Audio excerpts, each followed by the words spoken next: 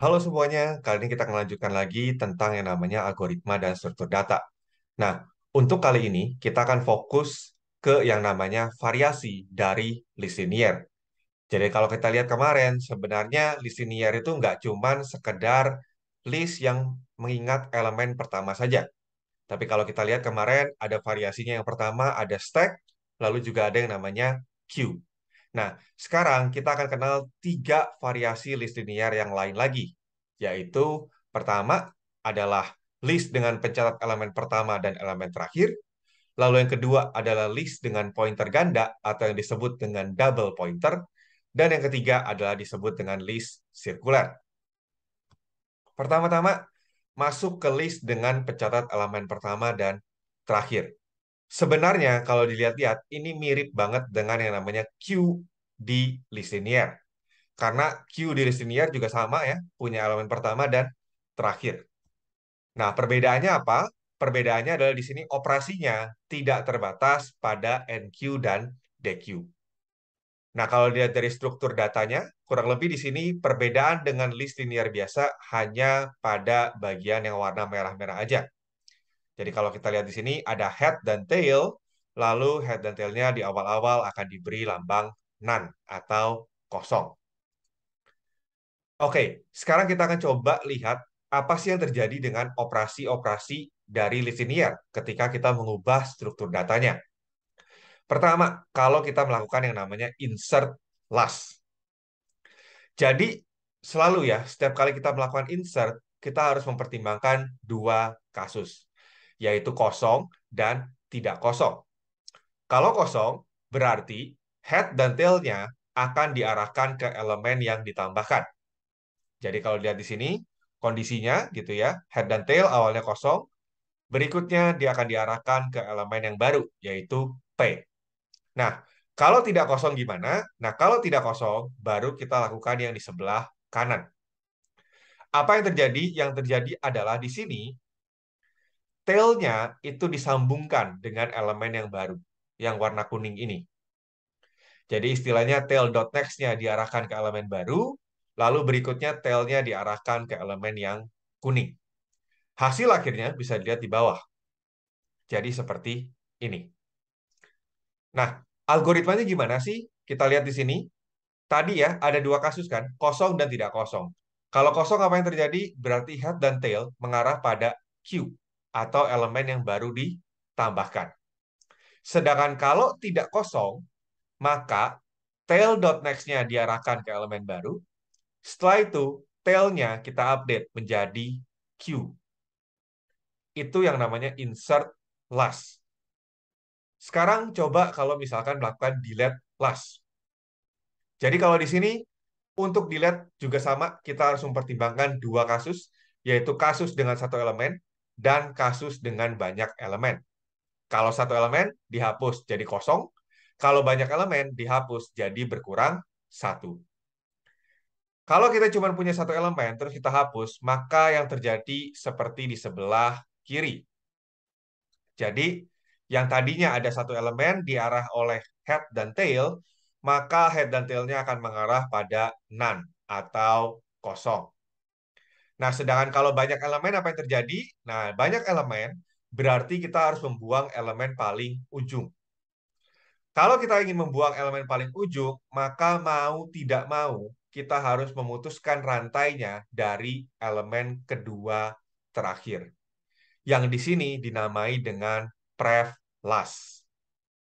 Jadi pref last.next-nya kita potong gitu ya. Kita kosongkan, baru setelah itu tail-nya kita arahkan ke pref last.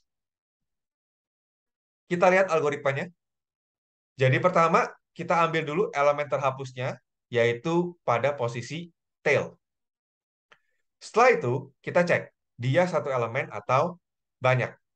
Gimana cara tahu satu elemen? Cara tahunya adalah lihat apakah head dan tail-nya mengarah ke benda yang sama. Kalau mengarah ke benda yang sama, head sama dengan tail, maka itu satu elemen. Dan satu elemen artinya apa? Tinggal dikosongkan saja.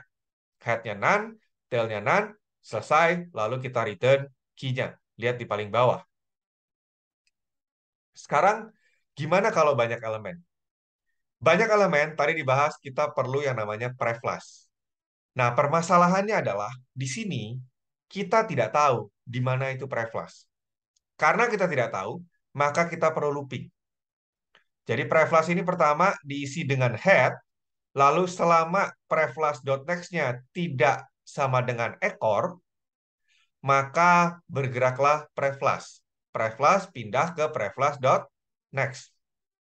Setelah sudah sampai di posisinya, baru preflash.text-nya dikosongkan dan tail-nya dipindahkan ke preflash. Itu tentang delete flash.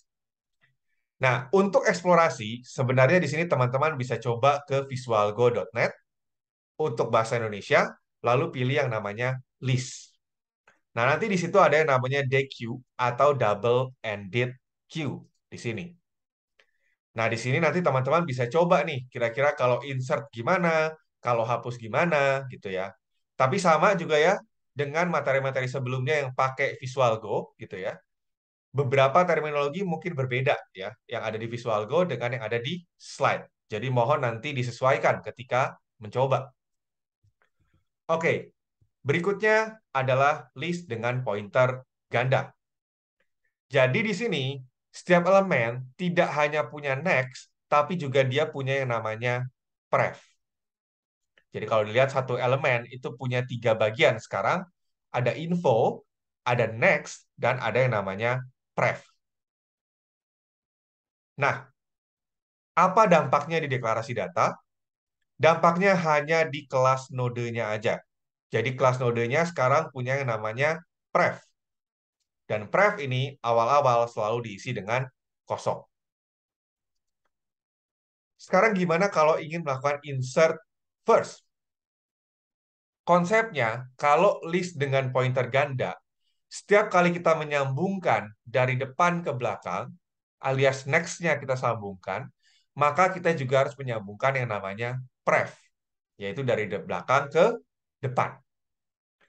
Contoh lihat di sini, kalau ketika listnya tidak kosong, dan kita ingin melakukan insert first, maka P ini akan ada di paling depan, artinya akan ada 2 rantai. Rantai dari P ke elemen kedua dan elemen kedua ke P. Itu harus dipasang dengan baik. Kalau listnya kosong, ditambahkan satu elemen itu lebih gampang karena tidak ada efek ke pref dan next-nya. Tinggal diisi aja. Head-nya diarahkan dengan elemen yang akan ditambahkan. Oke, gimana sih algoritmanya? Kita lihat. Pertama tadi ya, kalau kosong gampang banget. Kalau kosong berarti head-nya diisi dengan P, gitu ya. Nah, kalau tidak kosong, perhatikan di sini. P.next diisi dengan head, ya. Jadi elemen yang baru di sini, next-nya itu diisi dengan elemen yang pertama. Setelah itu, perhatikan di sini, self.head.pref diisi dengan P.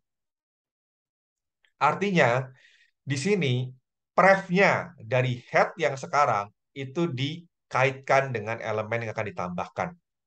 Jadi ini rantainya dikaitkan dari belakang ke depan. Lalu berikutnya head-nya kita pindahkan ke P. Kalau dilihat di sini, ini mirip ya dengan insert first pada list linear yang umum. Perbedaannya apa? Perbedaannya ada di baris kedua ini. Jadi di sini setiap kali kita menghubungkan next, maka kita juga harus menghubungkan pref. Makanya di sini ada self.head.pref diisi dengan P. Hal yang sama juga perlu kita lakukan ketika kita menghapus elemen. Jadi setiap kali kita memutuskan rantai next, maka kita juga harus memutuskan rantai pref dari sebelahnya. Oke, delete first ada 2 kasus ya, satu elemen dan banyak elemen. Kalau satu gampang banget, berarti tinggal diputus saja. Head-nya diisi dengan none, lalu elemen yang terhapus dikembalikan. Bagaimana kalau banyak? Nah, kalau banyak berarti di sini kita perlu memutuskan di ini 2 rantai yang ada di sini. Lihat perhatikan yang baris kuning, kotak kuning ya. Jadi di sini 30.next itu nanti harus dipotong. Lalu 75.pref itu juga harus dipotong. Setelah itu pref head-nya, maaf, head-nya itu perlu dipindah ke 75, tidak lagi ke 30. Kita lihat algoritmanya. Pertama ya, kita perlu ambil dulu yang terhapus. Jadi misalnya kita simpan dalam P adalah self.head. Lalu setelah itu kita cek satu elemen atau tidak. Gimana cara ceknya? Tinggal lihat dot text-nya. Kalau dot next dari head adalah kosong, berarti dia satu elemen. Dan satu elemen dilihatnya gimana? Easy peasy gitu ya. Tinggal self.head sama dengan none. Lalu di return P-nya. Selain daripada itu, apa yang terjadi? Baru kita buang elemen pertamanya dari banyak elemen. Jadi di sini head-nya ya dipindahkan dulu ke elemen kedua, yaitu self.head.next.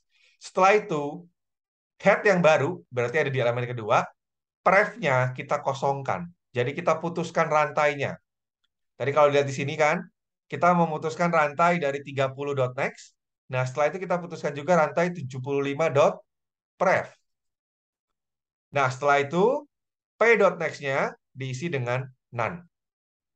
Jadi rantai next-nya yang dipotong sekarang. Tadi pref, sekarang next gitu ya. Jadi selalu ya, setiap kali kita menambah, maka ketika kita menambah next harus menambah pref. Setiap kali kita menghapus, ketika kita menghapus pref, kita juga harus menghapus next. Terakhir, P di return sebagai hasil kembalian metode ya. Sama di sini juga bisa dieksplorasi di Visual Go dengan yang namanya senarai berantai ganda ya, double pointer. Ketiga, ada yang namanya sirkuler. Nah, sirkuler ini unik ya. Mungkin ingat Q sirkuler gitu ya. Q tipe 3 di mana tidak ada yang namanya akhirnya. Nah, di sini juga sama gitu ya. Jadi nanti elemen terakhir itu akan menunjuk lagi ke elemen pertama. Jadi dia akan berputar terus tanpa henti. Lihat di gambar di sini yang paling atas list dengan 3 elemen. Perhatikan next elemen terakhir itu kembali lagi ke elemen pertama.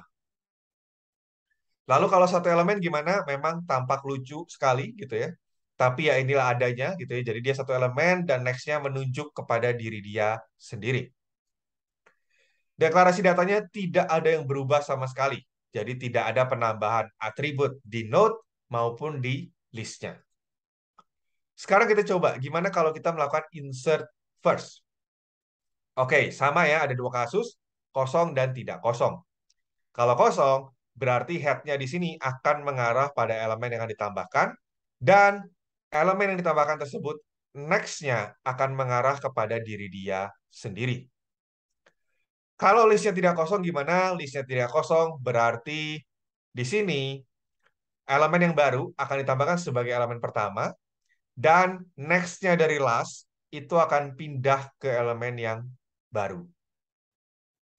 Kita lihat algoritmanya. Oke, kalau kosong gampang ya. Kalau kosong berarti p.next sama dengan p. Ini kita bikin supaya next-nya mengarah pada diri sendiri. Lalu setelah itu head-nya kita pindahkan ke p-nya. Kalau tidak kosong gimana?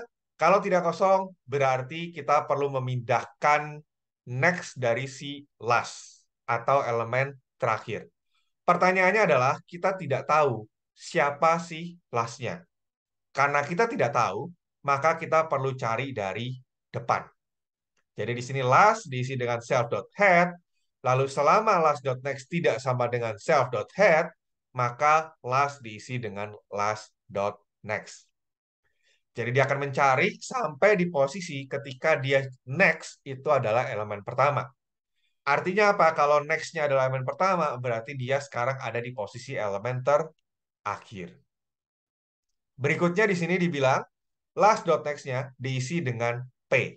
Jadi next-nya di sini pindah tidak lagi ke head, tapi ke P.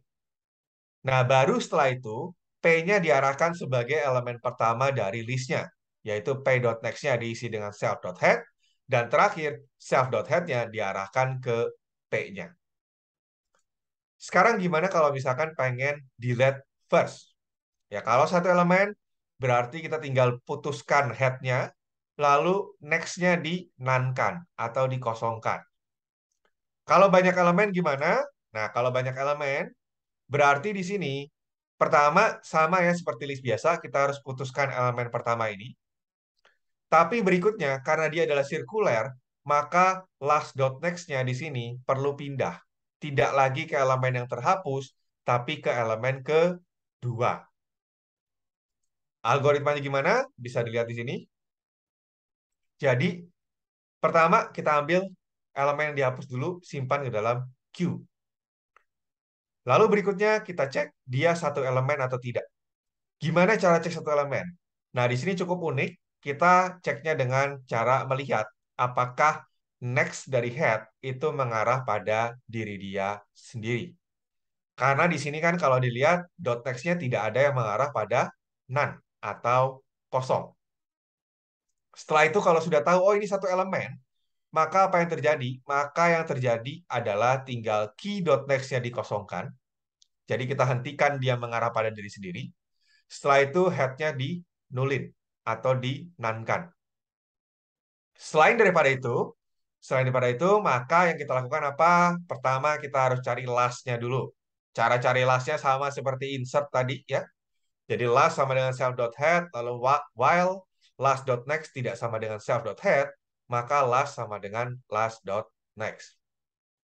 Setelah itu kalau sudah ketemu last-nya, baru head-nya kita pindah dulu ke elemen kedua, yaitu self.head sama dengan self.head.next. Nanti last.next-nya dipindah ke head yang baru. Setelah itu baru queue-nya kita return. Nah, tadi kalau dilihat berarti tidak ada istilah dot next sama dengan none. Karena dia akan selalu berputar, selalu ada isinya. Maka otomatis itu juga akan berdampak ke yang namanya traversal. Ya, jadi perputaran di sini kita tidak bisa while pay.next tidak sama dengan none. Karena tidak akan pernah terjadi. Selalu ada elemen berikutnya. Dia akan selalu berputar. Maka di sini harus diganti jadi p.next tidak sama dengan self.head.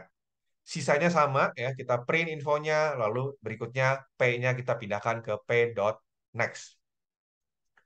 Nah, ada yang unik juga di sini. Jadi ketika dia di elemen terakhir gitu kan, maka yang terjadi apa? P.next-nya itu adalah self.head. Berarti dia tidak akan memenuhi kondisi ini kan. Dia akan keluar dari looping while. Permasalahannya adalah dia akan keluar tanpa menampilkan atau memproses yang ada di elemen terakhir. Makanya di sini ada tambahan yaitu print p.info.